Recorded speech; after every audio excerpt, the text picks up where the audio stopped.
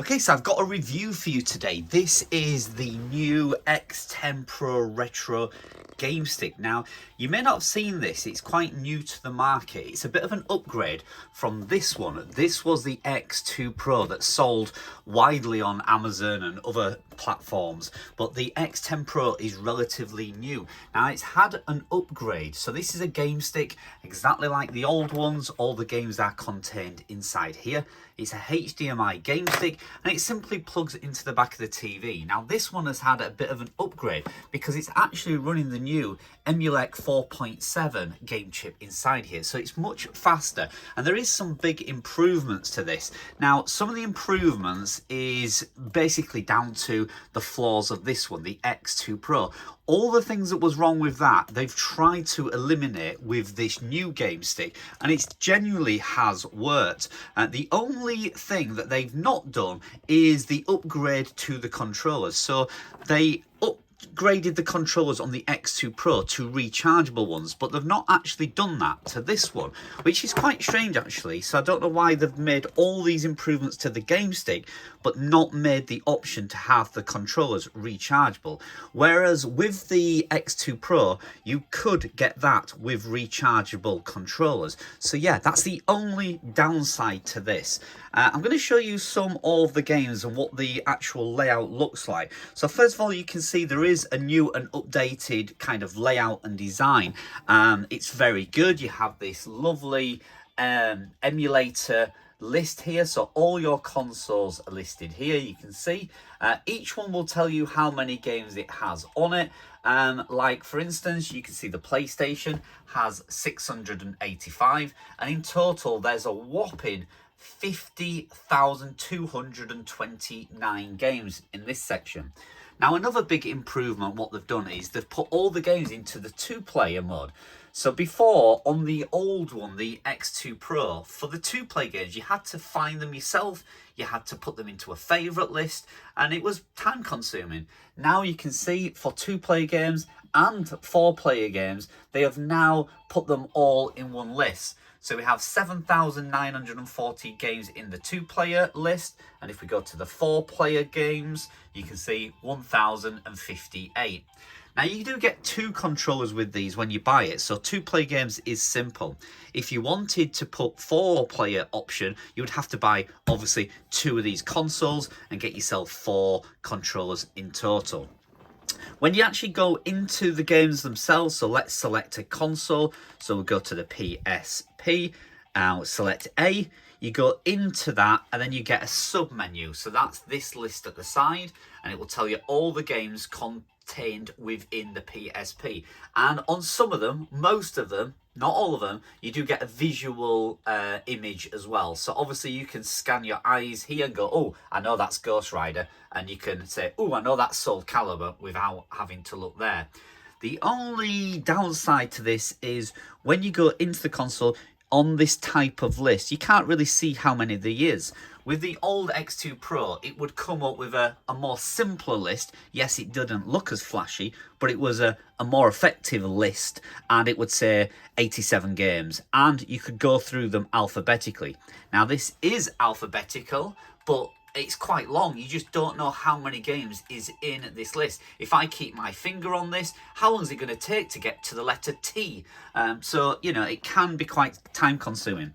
Now, you can also, if we go back to the main menu by pressing B, do a search. So we can press X and we can do a search. Now, again, another flaw with the old one, this one, there wasn't a space bar here on the search feature, which meant that if you wanted to search something like Super Mario, you could only put the word Super.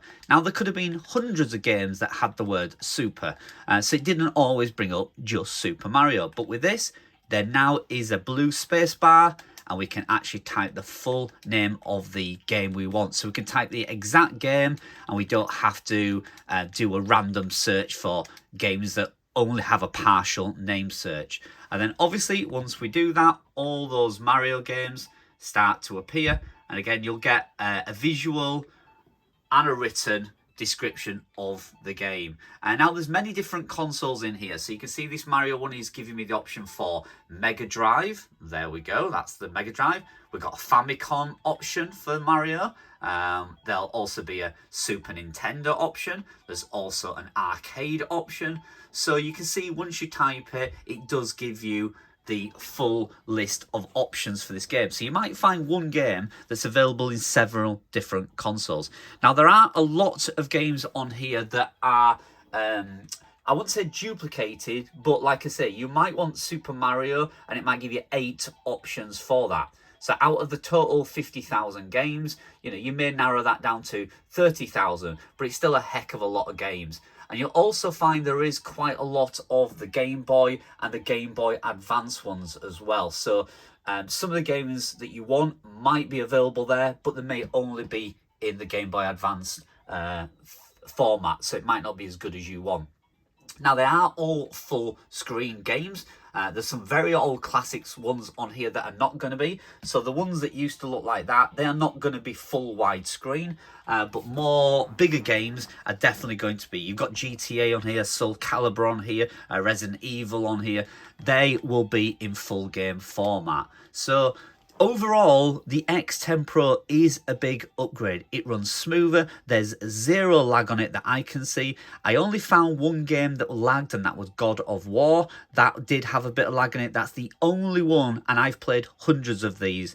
You can save your game progress. That is dead simple. On some games, you press R2, and on some games, it's select and Y. It would depend on the game. But yes, you can save your game progress. Now, you can get very technical and go into the menu of this, and there's lots of different sub-settings. So you can do things like reset and configure the controller, switch Bluetooth onto here for maybe using a Bluetooth controller. There are so many settings. Your audio, your visual. If you want to get technical, you can. But this is really designed to be a family-friendly retro game console. It is pretty much a plug-in and play system. It takes an HDMI lead that comes with it, that goes to your TV, and then you have a USB power lead that goes into that, and this little part at the end is the Wi-Fi dongle to make sure your controllers work. So if you get the X10 Pro, it does take batteries, 2 AA batteries, but that's not a big deal for me. If you put 2 good quality batteries in, it's going to last absolutely ages. So yeah, it's not a deal breaker for me. If they were rechargeable, great. But the only thing with rechargeable controllers is sometimes you pick them up and they're always flat and you've got to charge them and wait. Where with batteries, you just stick 2 batteries in and you're off and running. The graphics is fantastic. The gameplay is super smooth. If you're thinking about getting a retro console or just a little family entertainment system or a little gift for somebody, I do recommend the X10 Pro over the X2 Pro. Now, there are not many places selling this at the moment. I had a look on Amazon and I couldn't really see any options that was affordable. There was quite expensive on Amazon. There is some on TikTok. I will leave a link to my TikTok channel in the description. You can purchase it from there. It is definitely the cheapest option. You should be looking at around £35 to £40 maximum. I wouldn't be paying any more than that for this. But for a budget-friendly retro console, it's definitely the best out there at the moment. And trust me, I've played all of them.